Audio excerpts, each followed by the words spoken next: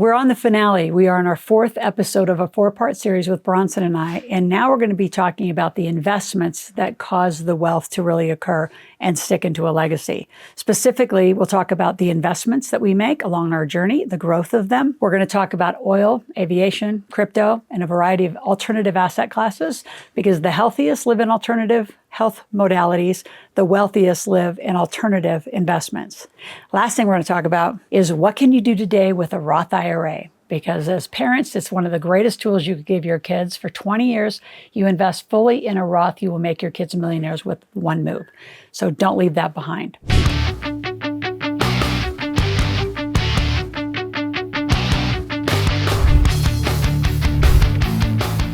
So walk our listeners through how you would take your Roth IRA and how you would invest in crypto, et cetera. Well, first you needed to start young. So I'm a huge fan, and you'll, again, all going to get a link to go get this thing.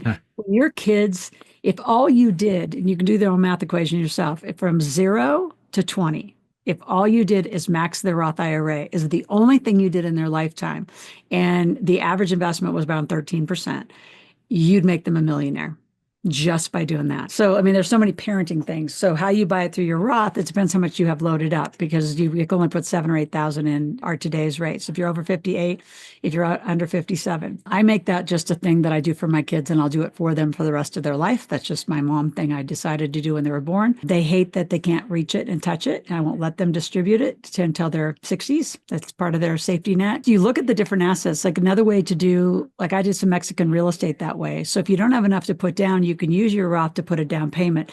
Now, the one thing is there's self-directed, very creative firms, and then there's really crappy self-directed firms. Yeah.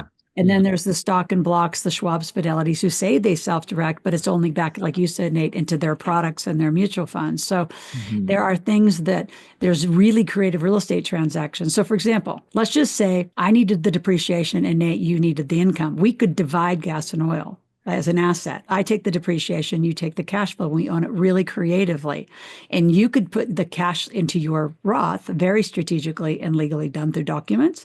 And this is where I think the more advanced concepts get tangled for people, because they don't have the team around them to do the documents legally and compliantly. And that's another thing we are really clear about. So when you go in, like that's one that I've done for, a lot of our clients have ended up doing. Another one is participating profits. So if we're going to do a great real estate project, we can come in at a low basis and it's really going to have a huge appreciation. You can assign the appreciation to your Roth. There's a lot of advanced, cool strategies that you can use with Roth with. And I know there's a whole body of people who say, Roth's like a bottleneck in my asset class. It's like, you just don't know how to use powerful. it. Is it Peter Thiel has like $1 billion in his Roth or something? Because he did some creative thing years ago, some startup, or he put a bunch of money in and it just like PayPal. He did PayPal.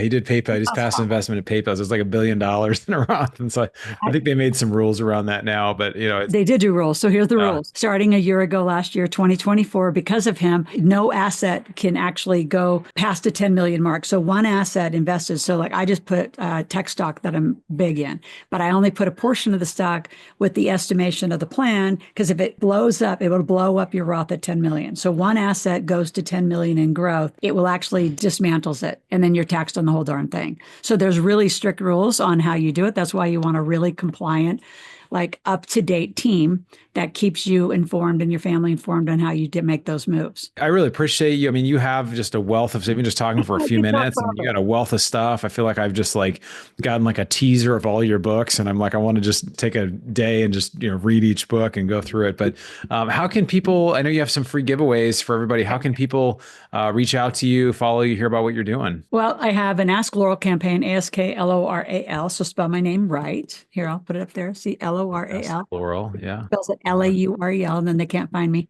We have something special for the podcast listeners today. I do an event once a month called the Millionaire Intensive, which sets up all of what does it really take to become a millionaire. And for the millionaires that come, it's how do I take my taxes down, use corporate structure, trust, things like that. It's once a month, the 22nd, we're mid-May, so May 22nd, I think is the next, and then we'll have one in June. Every month we do it. So we're going to get 2 free tickets to that. We're going to get my 5 books. They can't get the kids' book because that's still kind of locked up at McGraw-Hill, but you'll get the ebook copy of all 5 books. Oh, and then a gap analysis. If anybody wants to talk to our team kind of one-on-one, fun, about how we could help them make money, help them learn to invest money, because we're all education at Integrated Wealth Systems. So I do all the investing around all of that, but you gotta really want it. I mean, to be a millionaire is not that difficult. It's just different than we're taught. And so your way can't be looking at Susie Orman and Dave Ramsey. And, I said, if Susie and Dave are like one way and I'm completely like Kiyosaki, Keith Cunningham, you're like, we have a path and they have a path. Theirs is safe and stable. Ours is let's go. People don't become wealthy through Dave Ramsey I was a registered investment advisor, and then I just realized like nobody becomes wealthy through this. It can maybe not lose your wealth, and maybe you can hedge inflation, but like there's so many hidden fees and all the different things that go into the collective things of interest. But Laurel, thanks for being here. This was awesome. I'm going to be on your show here coming up, so looking forward to that. But thanks also to Nate for being here as well, brother. Thank you. And to all of our listeners, we're just so grateful to have you here. We'll give a quick breakdown, but thanks again, Laurel. So I hope you enjoyed that. While you're here, I want you to subscribe to the channel. If you've not been here, click that subscription, click the notification link. I want you every day, 5 days a week, to get a notification that I'm live. I'm come out every morning with a new video, new content. Make sure you participate, share with 10 or 15 people, and be here, be present every day. If you have questions during any of our journey, go to asklaurel.com, ask a question, make a request. We'll be back tomorrow with the next episode.